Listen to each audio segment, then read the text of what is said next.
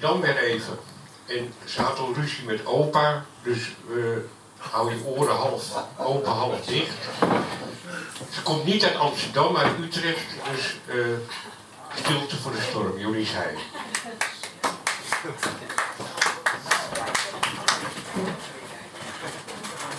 Nou ja, wat leuk dat ik als Utrechter, voormalige Utrechter, mag voordragen.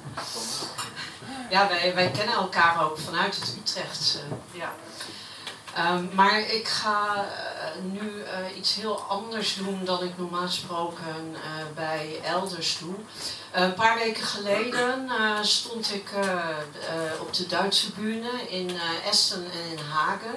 En daarvoor had ik speciaal een tekst geschreven, in eerste instantie in het Duits. En ik heb hem nu naar het Nederlands vertaald. Het duurt ongeveer 5 minuten, dus als het goed is blijf ik binnen de tijd.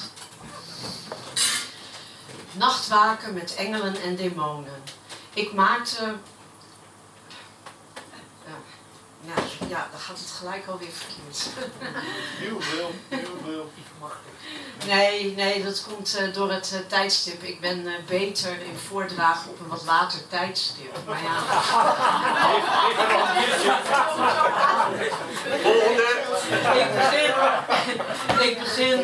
Ik begin overnieuw. Wil je Jägermeister of...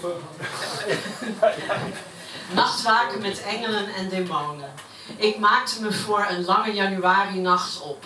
Om 10:00 exact was ik ter plaatse om de 2 engelen die volhardend aan het ziekbed zaten af te lossen. Je mag hem geen moment alleen laten, sprak de ene engel, goede stiefmoeder genaamd.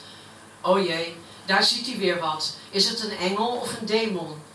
Hier zit de rode knop voor noodgevallen, zei de stiefzusengel. Tussen hen in mijn 88-jarige vader, die er als een gevallen Icarus bij lag, omdat hij te hoog naar zijn lievelingstrui in de kast had gegrepen. Daarbij was uitgegleden en hoofd en hersens had verwond. Hij lag in een beschutte tent met rits en reikte nog steeds omhoog alsof hij de zon, dat is te zeggen de TL-buis van de hemel, wilde rukken, als hij al niet aan allerlei slangetjes of het katheter plukte. Voor een 88-jarige is hij opvallend energiek, dacht ik. Probeer hem met Psalm 23, de Heer is mijn herder, rustig te krijgen. Tja, deze dino-generatie luistert nu eenmaal niet naar Harry Styles of Joost Klein. We moeten gaan, we zijn doodop, vervolgde de stiefmoeder-engel en ze sloegen hun vleugels uit. Toen was ik alleen met mijn oude heer, die steunend nu eens naar de hemel en dan weer naar de slangetjes reikte. Pa, wat zie je daar? Wat neem je waar? Want niet mij. Met je hemelsblauwe ogen vol water, ontzetting en angst. Hoe verder weg, hoe nauwer je blik. Maar je hart hangt in je borst. Je hebt het nog niet verloren. Ik vocht urenlang met hem om zijn maaiende armen in toom te houden. Toen dacht ik ineens weer aan Psalm 23. Op YouTube vond ik een uitvoering van het Westminster Abbey Choir tijdens de kroning van koning Charles en ik zong de tekst vol ouderwetse aanvoegende wijzen als My soul he doth restore again uit volle borst mee. Pa begon nog heftiger om zich heen te slaan. De zusterengel kwam. Het katheter zit los, zei ze, we moeten het bed verschonen. Dat was me tijdens het zingen volledig ontgaan. Om 3:00 kreeg hij een slaappil en kon ik deze tekst schrijven. Om 5:10 was hij weer klaar wakker en begon alles van vooraf aan. Om 4:30 kon ik hem wel iets doen, omdat hij me uit mijn slaap hield. Pa, wat zie je toch? Is het een engel of een demon? Je ogen als de hemel zo wijd. Hoe verder weg, hoe smaller de blik. Een hart hangt in je borst. Je mag het nooit verliezen. Om 5:00 sloop ik stilletjes weg door het uitgestorven ziekenhuisdoolhof om buiten een peuk te roken. Toen ik terugkeerde, haalde hij hortend en stotend adem. In paniek drukte ik op de rode knop. De zusterengel luisterde en kwam tot de conclusie dat hij de hik had. Het bed werd andermaal verschoond.